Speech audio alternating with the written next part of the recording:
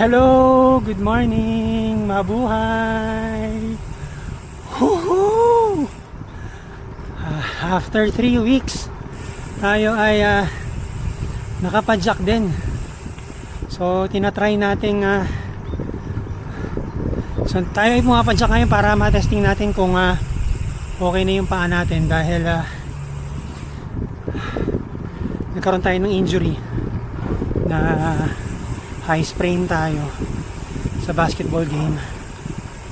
So first time natin uli magbabike since tayo ay na-injury. So hopefully wala na tayong maramdamang pain habang pumapadyak tayo. So ngayon tayo ay nandito sa may Field Invest dito sa Alabang. Magsa-short ride lang tayo dahil nga as I have mentioned, tinitingnan natin kung may sasakit pa sa paa natin. Nawala naman na yung maganya, pero from time to time kasi sumasakit pa siya. So hopefully mag-okay na. So we are targeting na maka 25 kilometers tayo ngayon. So hopefully magawa natin siya. So kita kits, bye! So papasok lang tayo sandali dito sa may loob ng grounds ng Field Invest, kung saan maraming nagwo-walking, nagra-run and nagbabike tuwing weekend. So today is Friday, so expectedly konti yung tao ngayon dahil may work pa, and tayo naman ay naka VL, kaya tayo ay nakapag bisikleta ngayong araw na to.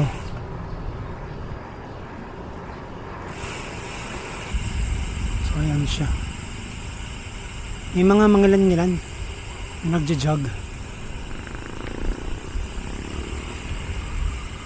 May mga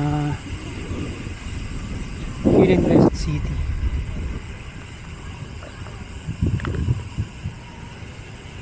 May playground nga rin, no? Ayan. May mga bata na sisiso at nagsiswim.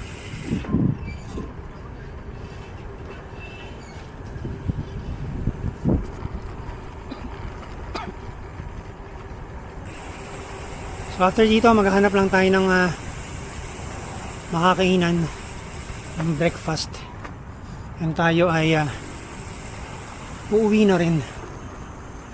So far tayo ay nakaka 12 kilometers na. At ang oras ay 6:06 ng umaga. So tayo ay lalabas na ng Alabang Zapote Road.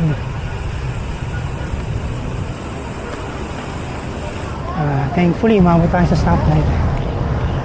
So ang oras ay 6:24 na ng umaga, and buti hindi pa nakalabas yung araw, mukhang nakatago pa sa mga ulap, kaya hindi pa mainit.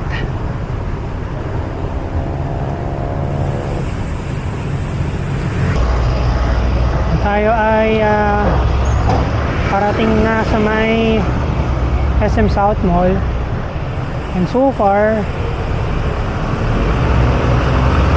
dito sa may area na to from Alabang is wala pang traffic.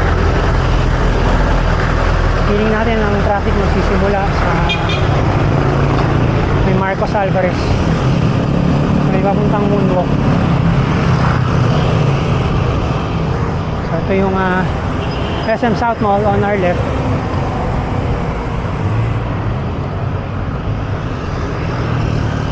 And nakakita natin doon sa may bandang harap, hindi pa naman masyadong mahaba yung pila ng traffic. So malapit na tayo sa dulo ng Alabang Zapote Road. medyo na-surprise tayo dahil hindi na pala ganun ka-traffic dito kapag umaga. Lalo na pag rush hour. Kung alam ko hindi pa naman na bakasyon yung mga bata. So maluwag yung daloy ng traffic sa may Alabang Zapote Road ngayong umaga. Ngayon ang oras ay 6:47 AM. Ang build up lang na nakita natin is syempre sa stoplight lang. Pero pag nakalagpas ka naman ng stoplight, maluwag na maluwag.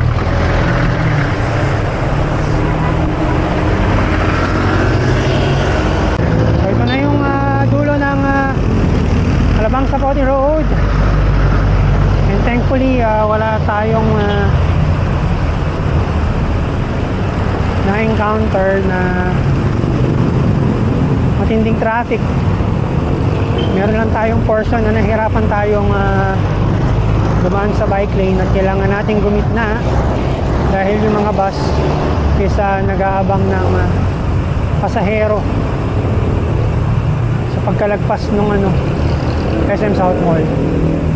Pero everything is A-okay sa may Alabang Zapote Road. Kakanan na tayo dito sa may stoplight papuntang C5 extension.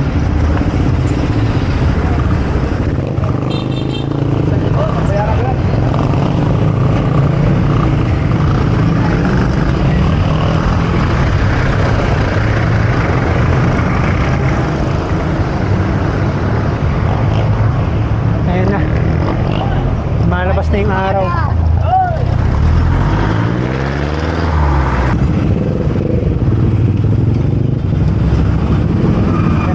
Na ulit. Meron tayong kapulad na bike, Esport, at sa harapan yung kulay brown.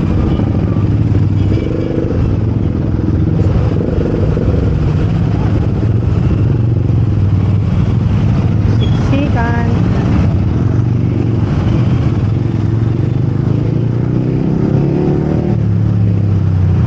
So, pagdating sa stoplight tayo ay kakanan na. Nakakalabas na sa traffic na ito.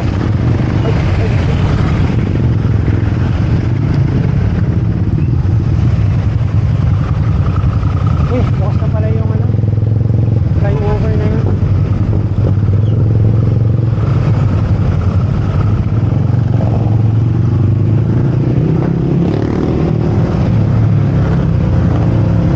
Pagkanan natin dito, yan ay yung Villar Sipag Center.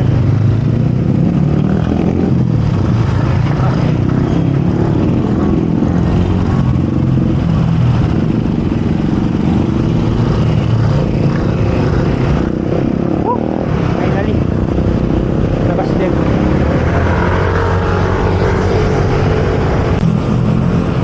So ito na yung Villar Sipag Center. So magda-drive-thru lang tayo, and then shucks, drive-thru lang tayo for breakfast. Yan na tayo uuwi na.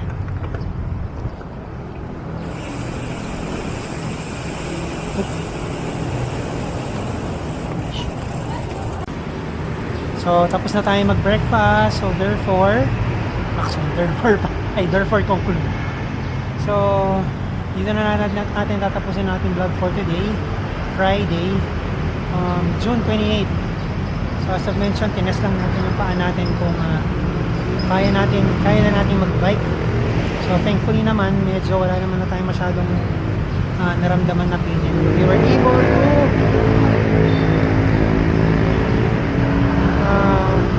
to bike ng 26 kilometers. So more or less makaka 30 kilometers tayo for today. So muli, no, doon po sa mga hindi pa nakaka-subscribe sa ating YouTube channel, Rider Rocky lang po, as well as ating Facebook page na Rider Rocky, and follow me on Instagram at Biker Rock 77. So from Villar Center here in Las Piñas City, maraming pong salamat. Bye!